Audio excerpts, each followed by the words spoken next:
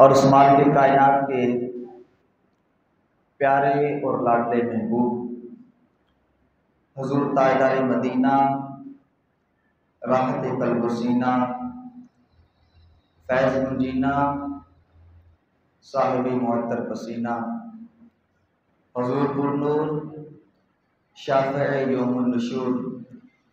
شب اسرا کے دولہ احمد مجتبیٰ ہم سب کے آقا و مولا جناب حضرت محمد مصطفیٰ صلی اللہ علیہ وآلہ وسلم کی بارگاہ بے پناہ میں ہدیہ عقیدت عرض کرنے کے بعد اللہ تبارک و تعالیٰ کا کروڑ ہاں کروڑ شکر اور اس مالک لم یزل کا کروڑ ہاں کروڑ احسان کہ جس مالک کائنات نے ہم سب کو اپنی زندگی میں ایک مرتبہ پھر ربیع الاول کا بابرکت مہینہ دیکھنا نصیب فرمایا ہے۔ وہ مہینہ کہ جس کی 12 تاریخ کو اللہ رب کائنات عز و جل نے ہم سب کو اپنا پیارا اور لاڈلا محبوب عطا فرما کر ہم کے اوپر احسان کیا ہے۔ اس مبارک مہینے میں ایک گھڑی وہ بھی آتی ہے کہ جس گھڑی کے بارے میں میرے امام فرماتے ہیں، جس سہانی گھڑی چمکا طیبہ کا چاند، جس سہانی گھڑی چمکا طیبہ کا چاند، اس دل افروز ساعت پہ لاکھوں سلام، کہ جس مبارک اور عظمت والی گھڑی میں میرے آقا کریم صلی اللہ علیہ وآلہ وسلم سارے جہانوں کے لیے رحمت بن کر اس دنیا کے اندر تشریف فرما ہوئے ہیں۔ تو اسی مناسبت سے ہم اس مہینے کے اندر آقا کریم صلی اللہ علیہ وآلہ وسلم کی میلاد کی خوشی مناتے ہیں۔ گھر گھر کے اندر، بازاروں کے اندر، اپنی مساجد کے اندر حضور اکرم صلی اللہ علیہ وآلہ وسلم کے ذکر کا اہتمام کر کے کبھی آقا کریم صلی اللہ علیہ وآلہ وسلم کے بچپن کے واقعات کو سن کے اپنے دل کو سکون پہنچاتے ہیں، کبھی حضور اکرم صلی اللہ علیہ وآلہ وسلم کی جوانی کے واقعات کو سن کر عاشق جو ہوتا ہے اپنے دل کو سکون پہنچاتا ہے، کبھی حضور اکرم صلی اللہ علیہ وآلہ وسلم کی معجزات کا تذکرہ سن کر عاشق جو ہوتا ہے، حضور کا سچا غلام جو ہوتا ہے، وہ اپنے آقا کریم صلی اللہ علیہ وآلہ وسلم کے معجزات کے تذکرے سن کر اپنے دل کو سکون پہنچاتا ہے۔ کبھی سچا عاشق حضور کا جو غلام ہوتا ہے، آقا کریم صلی اللہ علیہ وآلہ وسلم کے حسن و جمال کے تذکرے سن کر، والضحیٰ والے چہرے کے تذکرے سن کر، واللیل والی زلفوں کے تذکرے سن کر، ید اللہ والے ہاتھوں کے تذکرے سن کر اپنے دل کو جو ہے سکون پہنچاتا ہے۔ الحمدللہ عز و جل، الحمدللہ ہم کو جو اللہ تبارک و تعالیٰ نے یہ عقیدہ عطا فرمایا ہے، ہم کو اللہ تبارک و تعالیٰ نے یہ ایمان عطا فرمایا ہے، حضور اکرم صلی اللہ علیہ وسلم کا یہ دامن رحمت عطا فرمایا ہے۔ تو آج ہم نے آج کی اس نشست میں حضور اکرم صلی اللہ علیہ وآلہ وسلم کی شان اور ان کی سیرت کے جس پہلو کی جو روشنی کے اندر گفتگو سماعت کرنی ہے، وہ ہے حضور اکرم صلی اللہ علیہ وآلہ وسلم کا دامن رحمت۔ جب سے تھاما ہے دامن تمہارا، دنیا والے ہمارے ہوئے ہیں، کہ جب بندہ حضور اکرم صلی اللہ علیہ وآلہ وسلم کے دامن رحمت میں داخل ہو جاتا ہے، کلمہ پڑھ کر مسلمان ہو جاتا ہے، حضور صلی اللہ علیہ وآلہ وسلم کے دامن رحمت کے ساتھ بندے کی وابستگی ہو جاتی ہے، تو اللہ تبارک و تعالیٰ کے ہاں وہ بندہ کتنی قدر و منزلت والا ہو جاتا ہے، ہم نے آج یہ سماعت فرمانا ہے۔ سامنے مکرم، اگر اس موضوع کو جو ہے سمجھنا ہو تو ہمیں سب سے پہلے آقا کریم صلی اللہ علیہ وآلہ وسلم کے صحابہ کرام علیہم رضوان کی زندگی کو پڑھنا ہوگا، کیونکہ الحمدللہ ہم نے جس ماحول میں آنکھ کھولی ہے، جس گھرانے میں ہماری پیدائش ہوئی ہے، ہمارا باپ بھی مسلمان تھا، ہمارا دادا بھی مسلمان تھا۔ ہم جو ہے اس بات کو سمجھنے کے لیے ایسے لوگوں کو دیکھیں گے کہ جو پہلے کفر کے اندھیروں کے اندر بھٹک رہے تھے، لیکن جب وہ دائرہ اسلام کے اندر داخل ہوئے ہیں، جب کلمہ شہادت پڑھ کر اشہد ان لا الہ الا اللہ کی گواہی دے کر دامن مصطفیٰ کے ساتھ بستہ ہوئے ہیں، تو اللہ تبارک و تعالیٰ کی رحمتیں جو ہیں ان لوگوں کے اوپر کیسے برسی ہیں، ہمیں ان لوگوں کی سیرت کا مطالعہ کرنا ہوگا۔ اور وہ سیرت ہے ہمارے پیارے صحابہ کرام علیہم رضوان کی سیرت۔ آئیے ہم صحابہ کرام علیہم رضوان کے واقعات کو سن کر سمجھتے ہیں کہ بندہ جب حضور صلی اللہ علیہ وآلہ وسلم کے دامن رحمت کے ساتھ وابستہ ہوتا ہے تو اللہ تبارک و تعالیٰ اس کے اوپر جو ہے اپنی خاص الخاص رحمتوں کا کیسے نزول فرماتا ہے۔ صحابہ کرام علیہم رضوان میں ایک بہت ہی مشہور معروف اور بہت بڑے مقام و مرتبے والے صحابی حضرت سیدنا بلال حبشی رضی اللہ تعالیٰ عنہ کا نام سر فہرست نظر آتا ہے۔ اگر ہم سیدنا بلال حبشی رضی اللہ تعالیٰ عنہ کی سیرت کا مطالعہ کریں، آپ کی سیرت کے بارے میں آتا ہے ابھی آپ چھوٹی سی عمر کے تھے، زندگی کے چند ہی سال گزارے تھے کہ آپ کے والد کا انتقال ہو جاتا ہے۔ آپ جو ہے آپ کی جو سایہ آپ کا والد کا سایہ ہوتا ہے وہ آپ کے سر سے اٹھ جاتا ہے۔ ابھی چھوٹی سی عمر ہے، آپ کا بھائی، 2 بہنیں، آپ کی ماں، آج یہ ساری زندگی جو ہے یہ غلامی کی زندگی بسر کرتے ہیں۔ سیدنا بلال حبشی رضی اللہ تعالی عنہ نے کئی جو ہے آقاؤں کے پاس بکتے بکاتے جو ہیں وہ مکے کی گلیوں میں بھٹکتے پھرتے ہوتے ہیں، اپنے جو ہے آقا جو ہوتے ہیں ان کو خوش کرنے کی جو ہے طرح طرح سے کوشش کرتے ہیں، چونکہ ایک غلامی والا ماحول ہوتا ہے، کبھی کسی آقا کے پاس، کبھی کسی آقا کے پاس، کبھی کسی مالک کے پاس، کبھی کسی مالک کے پاس۔ الغرض سیدنا بلال حبشی رضی اللہ تعالی عنہ کی جو زندگی جو ہے ان کا اکثر حصہ جو ہے، بہت بڑا حصہ جو ہے یہ غلامی کی زندگی کے اندر بسر ہوتا ہے۔ کبھی مالک جو ہے گالیاں دیتے ہیں، کبھی مالک جو ہے ان کے جوتے کو اٹھا کر آپ کی ایسی زندگی کے اندر واقعات ملتے ہیں، اپنے مالک کے جوتے جو ہیں دھوپ کے اندر پڑے ہوئے ہیں، اگر ان جوتوں کو اٹھا کر چھاؤں میں رکھ دیتے ہیں مالک آپ کا اس کے اوپر ہی اس کو مارتا ہے۔ یہ ایسی زندگی بسر کر رہے ہوتے ہیں، لیکن قربان جائیے ایک مرتبہ سیدنا بلال حبشی رضی اللہ تعالی عنہ کے اوپر حضور صلی اللہ علیہ وآلہ وسلم کے پیارے صحابی حضرت سیدنا صدیق اکبر رضی اللہ تعالی عنہ کی نظر پڑ جاتی ہے۔ جب وہ دیکھتے ہیں کہ یہ جو ہے یہ ایک ایسا بندہ ہے جو ہر وقت اپنے مالک کی جو ہے فرما برداری کے اندر لگا رہتا ہے، لیکن اس کا مالک پھر بھی خوش نہیں ہوتا، تو سیدنا صدیق اکبر رضی اللہ تعالی عنہ سیدنا بلال حبشی رضی اللہ تعالی عنہ کو جو ہے وہ دائرہ اسلام کے اندر داخل ہونے کی جو دعوت پیش کرتے ہیں۔ سیدنا بلال حبشی رضی اللہ تعالی عنہ پوچھتے ہیں کہ جب میں دائرہ اسلام کے اندر داخل ہو جاؤں گا، حضور کا کلمہ پڑھ کر مسلمان ہو جاؤں گا، تو مجھے ملے گا کیا؟ قربان جائیے حضور صلی اللہ علیہ وسلم کے صحابی حضرت سیدنا صدیق اکبر رضی اللہ تعالی عنہ کی ذات کے آپ فرماتے ہیں آج تو تمہارا یہ عالم ہے اے بلال، آج تم مکے کی گلیوں کے اندر جو ہے ذلیل و خوار ہوتے ہو، مالک کی گالیاں سنتے ہو، مالک کی جو ہے وہ طرح طرح کی اذیتیں برداشت کرتے ہو، لیکن جب میرے آقا کریم صلی اللہ علیہ وآلہ وسلم کے دامن رحمت کے ساتھ وابستہ ہو جاؤ گے، حضور اکرم صلی اللہ علیہ وآلہ وسلم کی جو ہے دار رحمت کے اندر داخل ہو جائے گا، تو میرے آقا کریم صلی اللہ علیہ وآلہ وسلم تجھے مکے کی گلیوں سے اٹھا کر کعبے کی چھت کے اوپر کھڑا کر دیں گے۔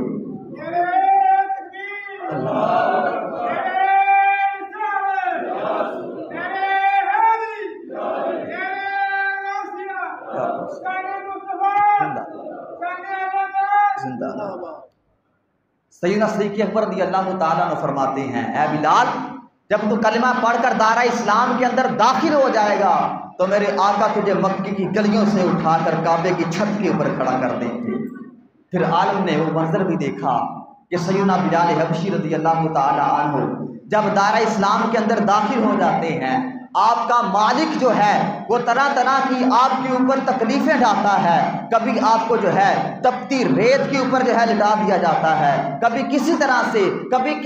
سے آپ کے اوپر اذیتوں کا معاملہ شروع ہو جاتا ہے، لیکن سیدنا بلال حبشی رضی اللہ تعالی عنہ ثابت قدمی کے ساتھ جو ہے حضور کے دامن کے ساتھ لپٹے رہتے ہیں۔ آپ کا مالک آپ کے اوپر جتنی جو ہے مصیبتیں ڈالتا ہے، آپ کا ایمان اتنا مضبوط ہوتا جاتا ہے، لیکن عالم نے جو ہے وہ منظر بھی دیکھا جب سیدنا بلال حبشی رضی اللہ تعالی عنہ اپنی مصیبتوں اور پریشانیوں اور دکھ والے ان عالم سے گزر جاتے ہیں تو حضور اکرم صلی اللہ علیہ وآلہ وسلم سیدنا بلال حبشی رضی اللہ تعالی عنہ کو جو ہے حکم فرماتے ہیں، اے بلال آج کعبے کی چھت پہ چڑھ جا اور اللہ اکبر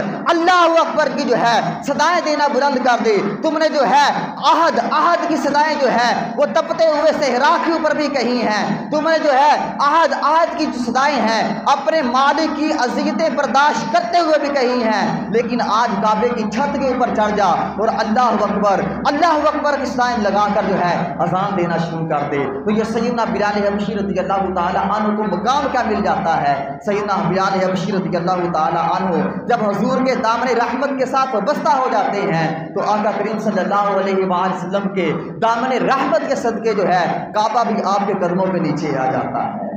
کعبہ بھی جو ہے وہ آپ کے قدموں کے نیچے آ جاتا ہے۔ میں پوچھتا ہوں، اے بلال یہ جو اتنی تجھے شان ملی ہے یہ کس طرح ملی ہے؟ تو جواب یہی آتا ہے، جواب آگے سے یہی آئے گا، کوئی منہ نہ لگاتا تھا مجھ کو، میں تو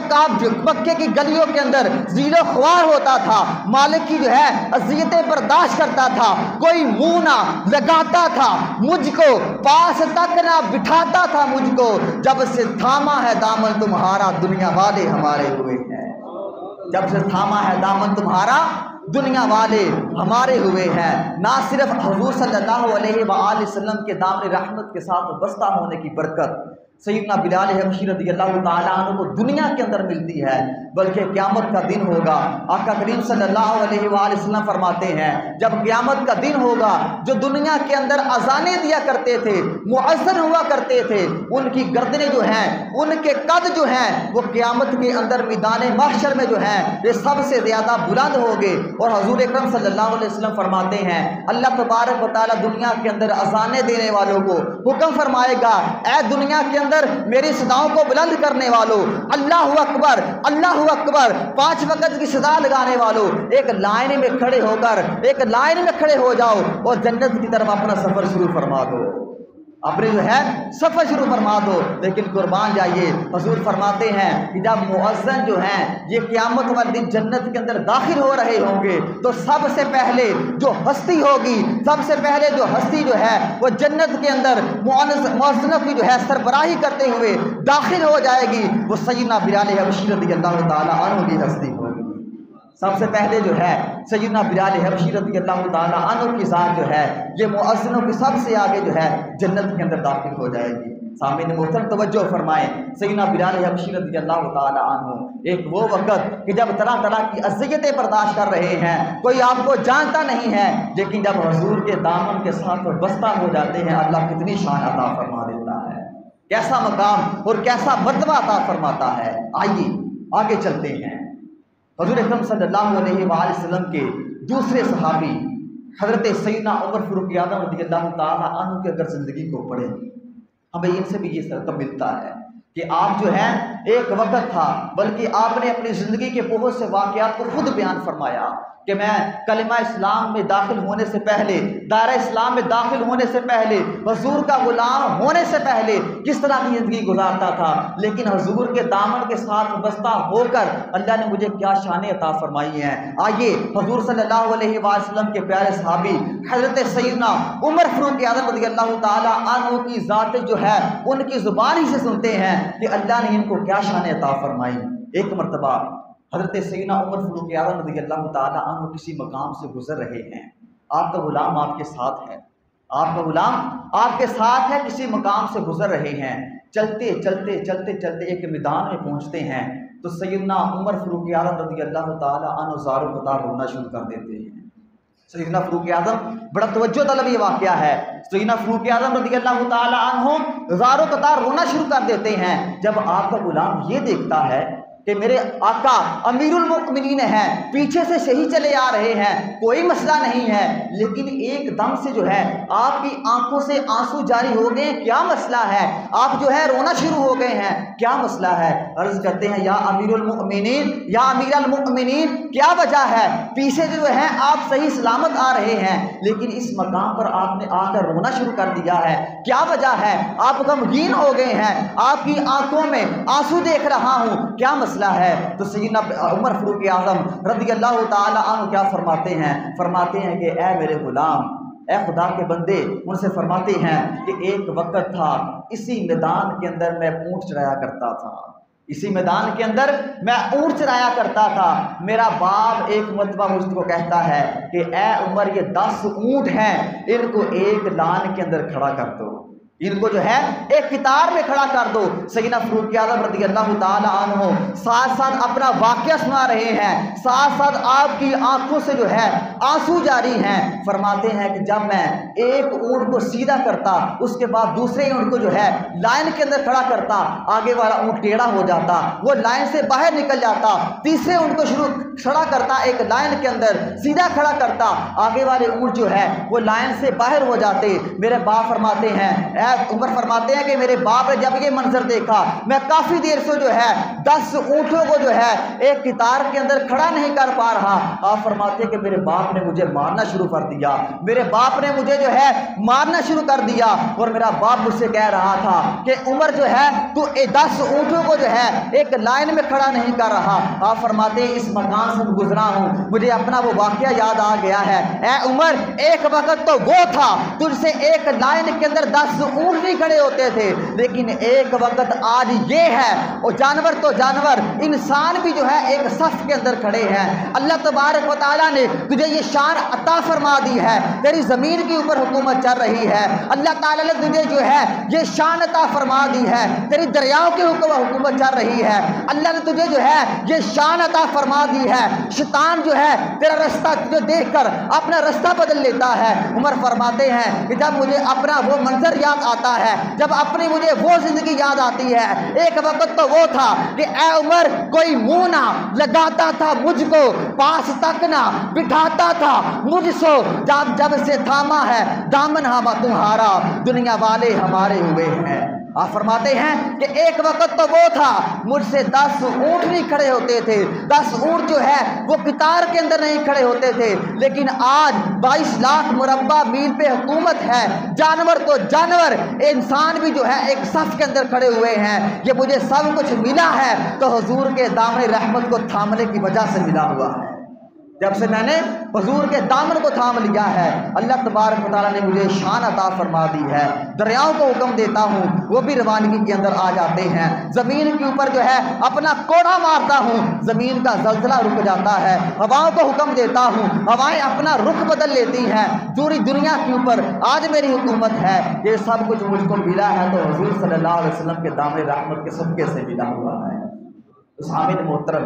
آقا کریم صلی اللہ علیہ وآلہ وسلم کا دامن رحمت جو ہے یہ ایسی شان والا دامن ہے کہ جو بھی اس دامن کے ساتھ وابستہ ہو جاتا ہے، اللہ تبارک و تعالیٰ جو ہے اس کے اوپر اپنی رحمتوں کا خاص الخاص نزول فرما دیتا ہے۔ تو آج ہمیں بھی ضرورت ہے کہ جہاں آج ہم حضور صلی اللہ علیہ وآلہ وسلم کی محافل کا انعقاد کر کے ہم جو ہے حضور کے ساتھ اپنی غلامی کو جو ہے اظہار کر رہے ہیں، آج ہمیں ضرورت اس بات کی ہے ہم جو ہے حضور صلی اللہ علیہ وآلہ وسلم کے دامن رحمت کے ساتھ جو ہے مزید وابستہ ہوں، جہاں ہم جو ہے یہ نعرہ لگاتے ہیں غلامی رسول میں موت بھی قبول ہے، ہمیں اس نعرے کے ساتھ ساتھ جو ہے حضور صلی اللہ علیہ وآلہ وسلم کی عملی زندگی کا جو ہے اپنے اوپر نافذ کرنا ہوگا۔ ہمیں یہ دیکھنا ہوگا کہ آقا کریم صلی اللہ علیہ وآلہ وسلم نے میں حضور کا کلمہ پڑھنے والا ہوں، حضور کا غلام ہوں۔ آقا کریم صلی اللہ علیہ وآلہ وسلم نے جب میں دائرہ اسلام کے اندر داخل ہو گیا ہوں تو میرے اوپر جو ہے اسلام کے کیا حقوق بنتے ہیں،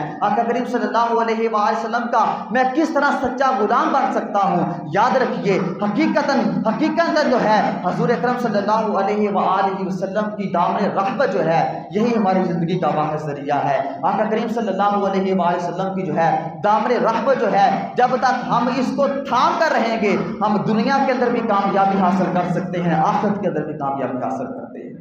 تو آقا کریم صلی اللہ علیہ وسلم کے دامن رحمت کے ساتھ جو ہے وہ حقیقی طور پر وابستہ ہو جائیے کہ جب ہم حضور صلی اللہ علیہ وسلم کے دامن رحمت کے ساتھ حقیقی طور پر وابستہ ہو جائیں گے، جب حقیقی طور پر حضور صلی اللہ علیہ وسلم کے دامن کے ساتھ ہماری وابستگی ہو جائے گی تو پھر ہوگا کیا؟ میرے امام فرماتے ہیں جو کہ اس در کا ہوا خلق خدا اس کی ہوئی، جو کہ اس در کا ہوا خلق خدا اس کی ہوئی، جو کہ اس در سے پھرا اللہ اس سے پھر گیا۔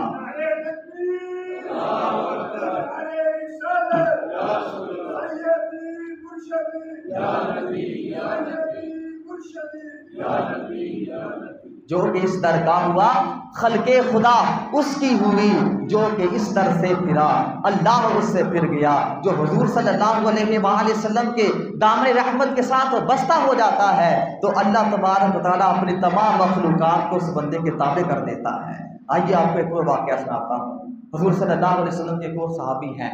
حضرت سیدنا عقبہ بن نافع رضی اللہ تعالیٰ عنہ۔ آخر کے اندر آپ فرماتے ہیں ایک مرتبہ آپ رضی اللہ تعالیٰ عنہ کو جو ہے کسی جنگ کے سلسلے میں جو ہے مکے سے باہر جانا پڑ گیا۔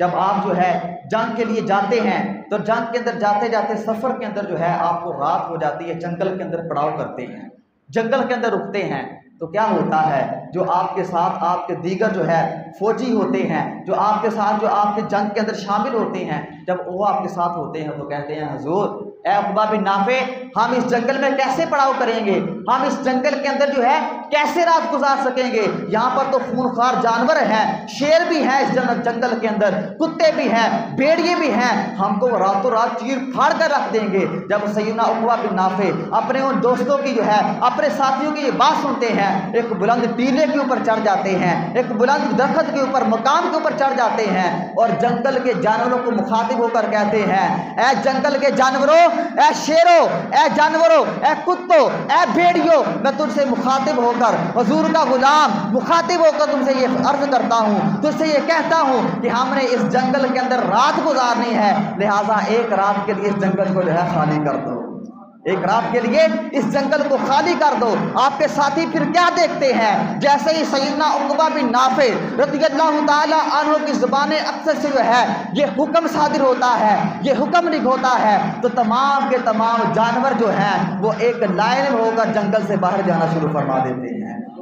ایک لائن کے اندر ہو کر جنگل سے باہر جانا شروع کر دیتے ہیں۔ میں پوچھتا ہوں یہ جانور جو ہیں، یہ خونخوار جانور جو ہیں، یہ تو انسانوں کو دشمن ہوتے ہیں، لیکن سیدنا عقبہ بن نافع رضی اللہ تعالیٰ عنہ کے حکم پر یہ جنگل سے باہر کیوں جا رہے ہیں؟ آگے سے یہی جواب آئے گا جو کہ اس در کا ہوا خلق خدا اس کی ہوئی، جو کہ اس در سے پھرا اللہ اس سے پھر گیا۔